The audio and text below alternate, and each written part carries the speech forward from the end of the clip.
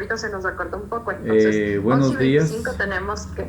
Ya, ok, buenos días a todos, mil disculpas por las fallas técnicas, creo que todos estamos teniendo estas molestias de lo que me comentan los compañeros que me antecedieron a la palabra, también sé que lo han tenido. En virtud de eso, y vamos a tratar de hablar un poquito rápido acerca del tema que me han solicitado, una ponencia muy breve, ¿no? Agradeciendo de antemano a Penalistas de Ecuador, al doctor May Hernández y al doctor Joel Meléndez por esta gentileza y poder compartir con todos ustedes un tema que es bastante interesante, álgido a la vez, que es la prisión preventiva. En esta vez vamos a comentar sobre el test de necesidad en el momento de aplicar la prisión preventiva en los delitos contra la administración pública. Bien, todos conocemos que la Corte Interamericana de Derechos Humanos en innumerables sentencias ha manifestado esto de que la prisión preventiva debe regirse o se encuentra dentro de sostenido en tres pilares, bajo el principio de la razón, la necesidad y la proporcionalidad. Nuestro Código Orgánico Integral Penal hace eco de esto y acoge el pedido de la Corte Interamericana de Derechos Humanos a través de la Comisión, y en el artículo 520, numeral 4, incorpora estos dos principios, que es la necesidad y la proporcionalidad. Nos vamos a limitar por tiempo y porque así ha sido el requerimiento de los organizadores de tan prestigioso evento, a hablar sobre la necesidad. Al hablar de necesidad estamos hablando del latín necessarius, que significa que algo no se puede desprender de algo, ¿verdad? Entonces, cuando nosotros hacemos este análisis, tenemos que tomar en cuenta que la prisión preventiva debe ser ordenada solamente si es que no se puede desprender o si no existen alternativas a la misma. Para eso, nuestro legislador tuvo a bien tipificar en el Código Orgánico Integral Penal varias medidas alternativas a la prisión preventiva, haciendo, como ya les digo, eco de lo que ha manifestado la Corte Interamericana de Derechos Humanos. Y es así que en el artículo 534 del cuerpo normativo antes citado, el numeral 6, y no por casualidad, sino que para hablar de una excepcionabilidad, establece la prisión preventiva. Y antes de ella establece varias medidas que pueden ser ordenadas por los administradores de justicia en su lugar, respetando o verificando, haciendo un análisis en base a la necesidad, de lo que vamos a hablar hoy, y a la proporcionalidad, según el artículo 520, numeral 4 del Código Orgánico Integral Penal. ¿Son estos dos únicos elementos los que nosotros tenemos que revisar en el momento de ordenar una prisión preventiva? En mi caso, en mi calidad de defensor público por más de 10 años, no. No son los únicos filtros, vamos a llamarlo así la mañana de hoy, como filtros, todos los elementos, los argumentos que nosotros tenemos que tomar en cuenta para solicitar en caso de fiscalía, para ordenar el juzgador, y nosotros para motivar el pedido de medidas alternativas. Son varios filtros. Estamos hablando de los principios de la Corte Interamericana de Derechos Humanos acogidos por la normativa interna. Además, la Constitución de la República, en su artículo 77, numerales 1 y 11, también ordena a los administradores de justicia ordenar medidas alternativas a la prisión preventiva, porque esta es una medida de última ratio.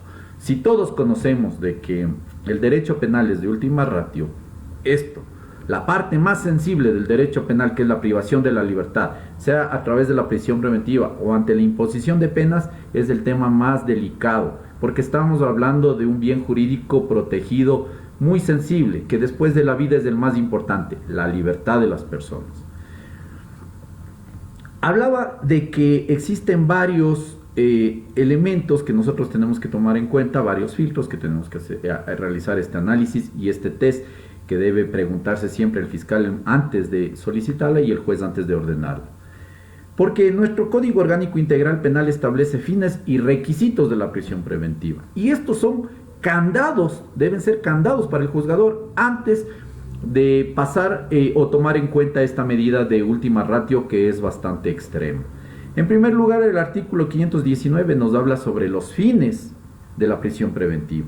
Si es que en el caso que nos ocupa, ordenar la prisión preventiva va a garantizar ese fin, pues podría tomarse en cuenta la prisión preventiva. Si es que, conforme lo que establece el artículo 534 sobre los requisitos de la prisión preventiva, si se cumplen cada uno de ellos, no uno, pues también sería debatible ordenar la prisión preventiva.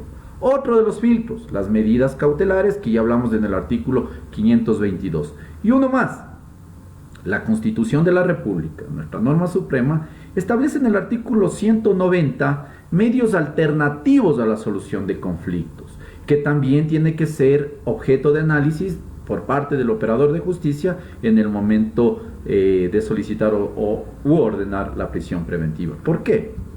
Todos conocemos que es un procedimiento directo en el cual estamos hablando de delitos con penas que no superan los 5 años. Vamos a poner un ejemplo, un delito contra la propiedad. ¿Qué sacamos nosotros privándole de la libertad a una persona que por el hurto de un celular de $150, vamos a poner un ejemplo, en un medio de transporte, lo privamos de la libertad? Esa persona no puede generar, no tiene recursos para poder generar, no puede trabajar, no puede hacer un préstamo a un familiar, y con eso llegamos al día 10, a la audiencia de procedimiento directo, sin la posibilidad. Se nos ha cerrado a nosotros como defensa, se nos ha cerrado la posibilidad de llegar a un medio alternativo a esa solución de conflictos establecida en la Constitución de la República. ¿Quién pierde? Todos. Pierde el Estado, porque el costo del Estado mediante la prisión preventiva es altísimo. Pierde la víctima, porque la víctima en muchas de las ocasiones no requiere que una persona esté privada de la libertad, requiere que se le repare a esa persona sobre el bien que fue sustraído en un momento. Y pierde obviamente nuestro defendido, nuestro usuario.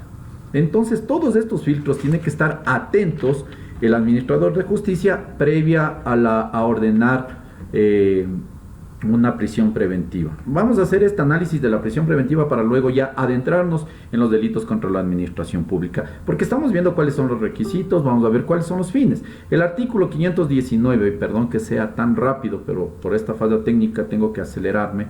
El artículo 519 habla de los fines, el derecho de la víctima, que tenemos que protegerlo. Vamos a tomar en cuenta cuáles son los fines y vamos a ver que el mínimo común denominador en el artículo 519 es la protección a la víctima. Numeral 1 del artículo 519, protección a la víctima. 2, el cumplimiento de la pena y la reparación integral a la víctima. Ya estamos hablando de una posible pena, dinamitando totalmente desde ya, con los fines de la prisión preventiva, el principio de presunción de inocencia. Y estamos hablando de que esta persona puede cumplir una pena, ¿no? Entonces, en una audiencia de flagrancia, en apenas menos de 24 horas de lo que él fue aprendido.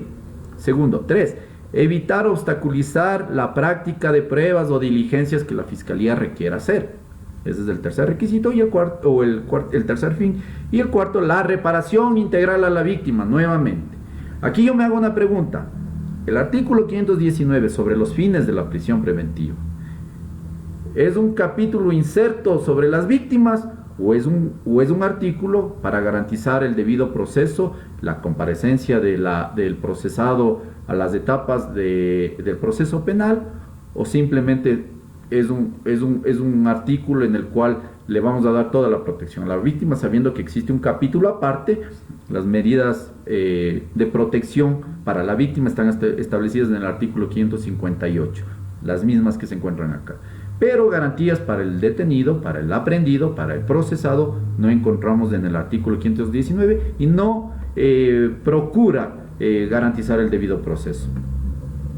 Luego de esto, nos vamos al artículo 534 sobre los requisitos de la prisión preventiva. Y este es el uno que es indebatible, porque lo primero que te dice es que si es que este delito es de acción pública, si existen elementos suficientes de que este delito es de acción pública y que además sean los elementos suficientes. Bueno, al lado tenemos al señor fiscal, entonces es evidente que se trata de un delito de acción pública. El segundo requisito dice que los elementos deben ser claros, de que esta persona es autor o cómplice. Aquí la siguiente reflexión. En primer lugar, las reformas de diciembre de 2019 y que se pondrán en vigencia en junio de este año, habla de que, por suerte, para este numeral que tenemos todavía tipificado en el artículo 534, habla de que ya no es suficiente de que existan elementos de que es autor o cómplice. Y es que se caía de maduro este tema. Porque para las personas inocentes está la calle, está su domicilio. Las medidas alternativas son para personas que tienen conflicto con la ley penal. Entonces era evidente y tenía que venir la reforma que se va a poner en vigencia desde junio, porque las medidas alternativas a la prisión preventiva son para personas que se encuentran ya procesadas, porque para las que no existían elementos de convicción no se debía calificar la flagrancia o no se debería formular cargos. Entonces era ilógico también debatir este punto. Sin embargo, se lo ha hecho en los tribunales, en las unidades judiciales. Tercero, que las medidas cautelares son insuficientes para garantizar la presencia del procesado al juicio penal.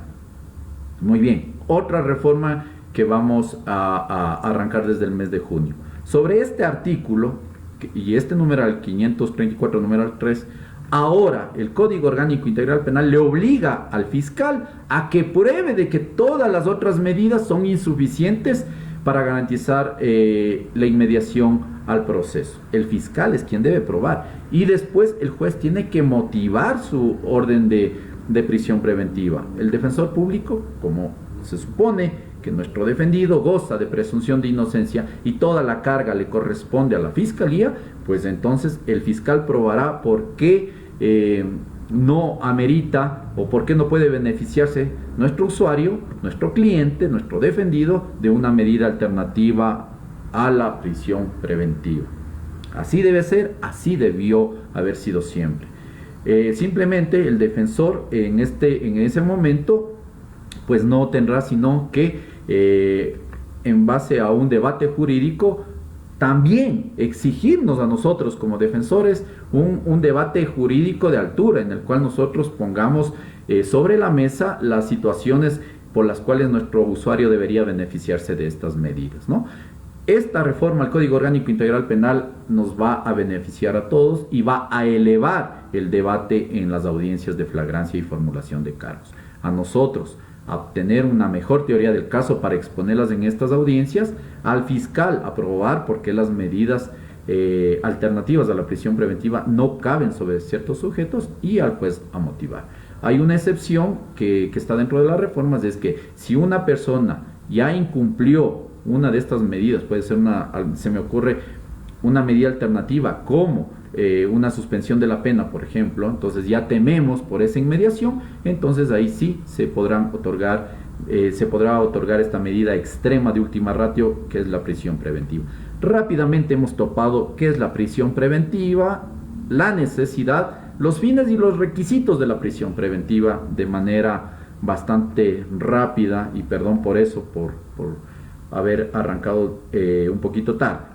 Sin embargo, no vamos a hablar del principio de proporcionalidad que habla la Corte Interamericana de Derechos Humanos, pero sí vamos a etiquetar y vamos a tomar en cuenta que la proporcionalidad, para hablar ahora sí de los delitos contra la administración pública, que la proporcionalidad que nos dice que a mayor lesividad, mayor pena, a mayor daño, mayor pena. En la prisión preventiva será a mayor lesividad, pues la medida tiene que ser un poco más rigurosa, ¿no es cierto? Eso tomemos en cuenta simplemente haciendo un paréntesis, porque ahora ya vamos a adentrarnos en lo que son los delitos contra la administración pública. Y la pregunta que yo les hago a ustedes, estimados colegas, que conocen la realidad en nuestro país, ¿de qué están llenas las cárceles? Están llenas de personas que han tenido un conflicto con la ley penal por un delito en contra de la administración pública. Nosotros nos chocamos en los patios del Inca o en la Tacunga con gente que nos dice que están ahí por peculado, por enriquecimiento ilícito. No es así. La gente que llena los centros carcelarios son la gente que se encuentra por delitos de bagatela, por la persona que se apropió de un celular en un medio de transporte para poder comer, la gente que entra a los supermercados a sustraerse pan para comer él y sus hijos, medicinas. que es lo que nos ha dado la experiencia durante estos 10 años como defensor público. De eso están llenas las cárceles. Entonces, para hablar de proporción y de necesidad, tenemos que tomar en cuenta eso, que muchas veces quienes implementan las políticas criminales es gente que desconoce totalmente la realidad, no como ustedes, no como nosotros, como operadores de justicia, servidores públicos o abogados en el libre ejercicio. ¿Dónde está entonces, dónde existe mayor necesidad, digo yo, para ordenar la prisión preventiva? Si sabemos que los delitos contra la administración pública, es evidente que existe ahí mayor lesividad que un delito cometido contra la propiedad y cuyo monto es a veces mínimo, es irrisorio, no excede a veces ni siquiera una remuneración básica unificada. Gente sin antecedentes, con familia y todo lo demás, han sido privados de la libertad. Lo que escuché con mucho espanto en alguna provincia de un juzgador es: pero es un procedimiento directo, solo son 10 días, en 10 días ya saldrá y estará acá y hará una conciliación o lo que sea. Es gente que desconoce la realidad de los centros carcelarios, es gente que desconoce realmente lo perverso que es el sistema penal en contra de personas que están ahí por su situación de pobreza. Bueno, para poner un ejemplo rápido y no individualizar, hagamos cuenta que un delito contra la propiedad, un robo, digámoslo, tiene promedio una pena de 5 años. Pues un delito contra la administración pública tiene promedio de pena de 10 a 13 años más o menos, tomando en cuenta delitos que tienen penas mínimas, pero otros que exceden ese número de años. ¿Cuál es el costo del Estado? Y más allá del costo del Estado, de privar la libertad a una persona, ¿cuál es el costo social? Nosotros hemos visto familias destruidas por privar de la libertad a gente que no ha tenido incidentes, no ha tenido problemas con la ley penal anteriormente, y lamentablemente esa es nuestra realidad. El grueso de usuarios de la Defensoría Pública es gente que vive en las calles, es gente que no tiene domicilio. Entonces, ante esto, y hago énfasis en esta situación, porque el juzgador muchas veces dice: a pesar de que la norma no me obliga, pero ¿dónde están los documentos de arraigo? O sea, nos está pidiendo algo que no establece la ley un operador de justicia que tiene un conocimiento y un entendimiento de la ley. A veces no me explico. Usted, señor juzgador, me está pidiendo algo que no está en la ley. Porque entonces, si es que depende de la presentación de documentos la libertad de mi defendido, pues no requerimos abogados ahí al frente. Requerimos una persona que revise documentos y que diga: está legalmente inscrita la escritura de su domicilio, medidas alternativas, no tiene escritura o no tiene contrato de arriendo, preso, como dijo la compañera que me antecedió en mi intervención. Pues no, el juzgador, la obligación es de escuchar el debate jurídico entre Fiscalía y la defensa, y en base a eso él sabrá si dispone o no una medida de una medida extrema como es la prisión preventiva. La prisión preventiva se ha convertido en un acto discriminatorio, por lo que les acabo de manifestar. Dependemos nosotros, los defensores, de que nuestros usuarios tengan dónde vivir, tengan un vehículo, sus hijos estén estudiando en buenos colegios y que por ahí tengan una cuenta bancaria. De eso depende muchas veces la libertad de las personas que tienen conflicto con la ley penal. Y no debe ser así, es totalmente discriminatorio, porque nosotros realizamos la audiencia a personas que tienen escasos recursos. ¿Y cómo le podemos pedir nosotros un certificado de gravamen a una persona que por su estado calamitoso de pobreza acude a la Defensoría Pública y no tiene para recurrir y pagar un abogado particular? ¿Cómo nosotros le decimos a una persona que vive en la calle que nos traiga un contrato inscrito o notarizado? Es imposible, es ilógico y discriminatorio. Entonces, lo que tenemos que nosotros tratar de evitar ahora con las reformas del Código Orgánico Integral Penal, veo que la regla ya tenía que haber sido así, pero ahora la regla va a ser medidas alternativas a menos de que fiscal y juez puedan probar de que existe un riesgo de fuga evidente en base al procesado, ¿no es cierto? Nosotros pedir un juzgador documentos de arraigo, solicitar a una persona que a veces no está ni cedulada, no está inscrita en el registro civil.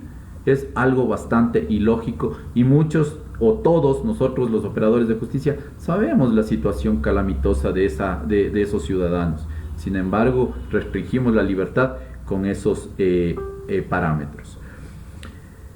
Bueno, hablando de los delitos contra la administración pública y los fines, además, hablábamos de que se ordena la prisión preventiva porque se teme el peligro de fuga, la inmediación, porque se puede obstaculizar a la investigación que realiza la Fiscalía. La pregunta rápida y breve es: ¿un ciudadano que hurta un celular podrá obstaculizar las diligencias de la Fiscalía? ¿Podrá obstaculizar la realización de un avalúo que lo hacen en la misma unidad de flagrancia? ¿Cuáles son los parámetros que toma en cuenta a veces el fiscal y el juzgador para privarlo de la libertad cuando hablamos de que existe peligro de fuga a una persona que no puede salir ni de la ciudad? Todo esto tiene que ser bien analizado y bien debatido, porque versus esta realidad social existe la otra, de las personas que son procesadas por delitos contra la administración pública. Tienen facilidades para viajar a cualquier parte del mundo, tienen facilidades para presentar documentos de arraigo en cuestión de segundos. ¿Cómo? Imprimiendo un mecanizado del Instituto Ecuatoriano de Seguridad Social, mecanizado de donde trabaja, una llamada telefónica talento humano que me impriman y me firmen el contrato de trabajo, lo más fácil. La matrícula del vehículo y por ahí 2 pagos de matrículas de sus hijos. Tenemos una buena cantidad de documentos de arraigo para presentar a una persona que ha causado más daño que esa que no presenta documentos de arraigo y que se encuentra frente al juez a punto de ser privado de su libertad. Una persona que contraviene la ley penal por un delito contra la administración pública, sí puede obstaculizar las diligencias de la Fiscalía, porque por su grado jerárquico, por ejemplo, puede él persuadir en uno de sus trabajadores para que no rinda una versión, para que no acuda a la audiencia, etcétera, etcétera, ¿no es cierto? Una persona de la calle no puede poner su dinero, su poco dinero, en un paraíso fiscal. Una persona procesada por un delito de peculado puede o no puede su dinero ponerlo en un paraíso fiscal. Puede o no puede haber la concurrencia de otro delito como el testaferrismo, con una persona involucrada en este tipo de delitos. Pero sí, ahí sí existe un peligro de fuga inminente por las facilidades y porque existe una pena mucho más alta, porque no hay la posibilidad de conciliar acá. En los delitos contra la propiedad, muchas veces el sujeto pasivo de la infracción es un ciudadano, con un avalúo de $100. En un delito como el peculado, cuyo sujeto pasivo es el Estado, pero el Estado nos representa 14 millones de ecuatorianos. No todos nosotros somos el sujeto pasivo de la infracción en un tipo como el peculado o el enriquecimiento ilícito. Entonces, aquí sí tenemos que hacer un verdadero análisis sobre dónde existe la necesidad. Esta charla es justamente para establecer la necesidad entre imponer esta medida de última ratio, la prisión preventiva, a delitos de bagatela, a delitos con una lesividad mínima, y la otra en delitos cuya pena es alta, existe peligro de fuga, etcétera, etcétera. Y aquí la pregunta que nos hacemos, no hace falta ser entendido en derecho, sino simplemente estar atento a los medios de comunicación. ¿Dónde se encuentran las personas que son investigadas a través de la historia? No hablemos de X gobierno. A través de la historia, ¿dónde se encuentran esas personas que fueron investigadas por delitos contra la administración pública? ¿Están ya en la Tacunga? ¿Están en el Inca? ¿Están en la cárcel de mujeres? No. Son las personas a las que menos se les ha podido garantizar con las medidas que se impusieron a ellos la inmediación. Y no están en el país, o han fugado, o no han acudido ante la justicia. Bien. Esto en una breve explicación sobre cuáles son los fines de la prisión preventiva, cuáles son los requisitos, cuáles son los filtros que debe analizar, que tiene que estar atento el juzgador para imponer esta medida de última ratio, que es la prisión preventiva. Para esto existen las medidas alternativas a la misma, las reformas al Código Orgánico Integral Penal que se van a poner en vigencia desde junio, yo creo que van a ser una buena herramienta de trabajo para el juzgador, porque se va a amparar en un código en el cual le dice que debe aplicar de mejor manera las medidas alternativas a la prisión preventiva, como ya manifesté, más allá que por el costo que le representa esto al Estado, es por el costo social. Que la prisión preventiva sea impuesta no solamente al de poncho, no solamente al que roba una gallina, que sea para aquellos de cuello blanco, aquellos que en realidad cometen delitos que causan mayor lesividad, ¿no es cierto? Con esto, compañeros, colegas, en esta breve charla, la verdad ustedes saben que debatir temas de prisión preventiva o penas, todo lo que tiene que ver con la privación de la libertad, es muy álgido, es muy controvertido. He tratado de hacerle lo más rápido, pero tiene que cumplirse. Tenemos que cumplir la norma. No tiene que ser un análisis somero, rápido, de un análisis de documentos o rápido del hecho fáctico. Una de las reformas también habla de que el parte policial definitivamente es referencial, se lo ha dicho siempre, pero ahora se hace énfasis para el otorgamiento de medidas cautelares alternativas, y tiene que cumplirse cada uno de esos. A nosotros como abogados también incorporemos en nuestro debate los fines, los requisitos de la prisión preventiva y las medidas alternativas. Digámosle al juez que por qué no cabe la presentación periódica ante la autoridad, por qué no cabe arresto domiciliario. Es que la policía no puede hacer el control, que ni es que ese es un problema del sistema, que no tenemos que endosarlo al procesado. En eso tiene que trabajar el abogado defensor. Tiene que desmenuzar, por llamarlo así, desmenuzar cada uno de los fines, cada uno de los requisitos, cada una de las medidas alternativas, para que se arme un buen debate jurídico en esas salas de audiencias. Y no solamente decir, solicito que se le imponga medidas alternativas a la prisión preventiva y se acabó el debate. No, nosotros también pidamos a Fiscalía que haga, que se esfuerce en este tema de probar de que las medidas alternativas en efecto no son insuficientes. Que no sea como flagrancia, ¿no? En flagrancia también vemos muchas veces de que el único tema que se toma para calificar flagrancia es la temporalidad. No se motiva ninguno, ni la persecución ininterrumpida, la presencia de una más personas, la evidencia, los documentos que fueron encontrados ahí. No, estamos dentro de las 24 horas y calificada la flagrancia, cumpliendo solo uno de los requisitos, que es la temporalidad. Y los demás requisitos, que la prisión preventiva sea lo mismo, que se cumplan los fines, que se cumplan los requisitos, que se explique por qué las medidas alternativas no son suficientes. Todo eso tenemos que debatirlos en los tribunales, en las unidades judiciales, mis estimados colegas y amigos. Yo quiero terminar con esta breve charla manifestándoles a ustedes que depende de nosotros no contribuir con el hacinamiento que tenemos en los centros carcelarios, y que todos y cada uno de ustedes lo conoce. No contribuyamos con eso. No contribuyamos con que una persona que por primera vez está frente a un operador de justicia en derecho penal vaya y se perfeccione en un, entre comillas, centro de rehabilitación, que entró aprendiendo a hurtar una medicina en una farmacia para su hijo y sale ya siendo miembro, siendo parte de una banda de asociación ilícita. No contribuyamos con el perfeccionamiento, que ustedes saben que los centros de detención son las universidades del delito. No contribuyamos tampoco con que la prisión preventiva sea un anticipo de la pena. Como ya les expliqué, que no digamos solo son 10 días. En 10 días ya sale y puede hacer una conciliación. No. Eso es ser un operador de justicia ajeno a la realidad, que no conoce la realidad de lo que está trabajando. Recordemos que atrás de todo eso, atrás de esos códigos, de esas leyes, de la Constitución, hay seres humanos que merecen una oportunidad. No contribuyamos con que la prisión preventiva sea el brazo inquisitorio de todo el sistema de justicia penal. Y además de inquisitorio, que sea discriminatorio. No contribuyamos con eso. No contribuyamos con esto de que la prisión preventiva sea un castigo a la pobreza.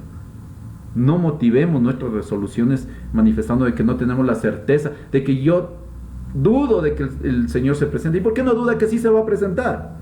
Hablando de igualdad de armas. No castiguemos a la pobreza con las órdenes de prisión preventiva. Que nuestros pedidos y nuestras resoluciones sean debidamente motivados, estimados colegas, que se haga un verdadero análisis. Yo invito a que los debates en las audiencias de flagrancia y formulación de cargos previo a discutir la prisión preventiva sean de altura, sean motivados los pedidos y las resoluciones, pero a nosotros como abogados de la defensa también nos exige un poquito más. Compañeros, compañeras, esperemos que con esta breve explicación dejemos de ser fuertes con los débiles y débiles con los fuertes. Muchas gracias, no me despido, sino antes agradecer la gentileza del doctor Joel Meléndez, el doctor Mike Hernández, los cuales a través de Penalistas de Ecuador, un grupo de altura en el cual se debaten todos los días temas de interés para quienes estamos involucrados en esto que nos apasiona tanto, que es el derecho penal, con grandes juristas de los cuales aprendo yo absolutamente todos los días. Penalistas de Ecuador, un abrazo fuerte a todos sus miembros, así como al Instituto Interamericano de Investigación Jurídica, CIBLEX, que han tenido la amabilidad de invitarme muy poco tiempo, pero con todo el cariño, con todo ese agradecimiento, además a ustedes que fueron mis maestros, que tuvieron ya charlas en los días anteriores y que también van a realizarlas el día de hoy. Les agradezco muchísimo, estoy a las órdenes,